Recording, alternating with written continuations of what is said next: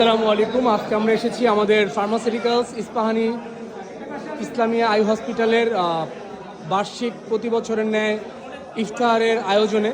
তো সেখানে আপনারা দেখতেছেন এরা হচ্ছে বিভিন্ন কোম্পানির এরিয়া ম্যানেজার, আরএসএম এবং সিনিয়র এমপিআই তারা। আমি এখন এই মুহূর্তে কথা বলছি একমি ফার্মাসিউটিক্যালসের সেলিম ভাইয়ের সাথে। সেলিম ভাই, কি অবস্থা, কেমন আছেন?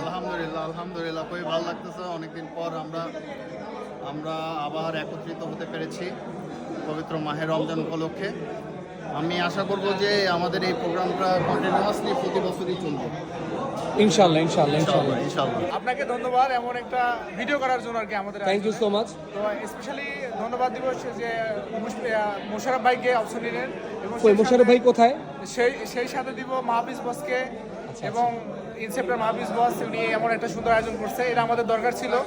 আর আমরা চাই প্রতি বছরে এমন একটা সুন্দরভাবে আয়োজন করা, সুন্দর উদ্যোগ নেওয়া এবং যাতে আমরা আরো একত্রিত হওয়ার সুযোগ পাই।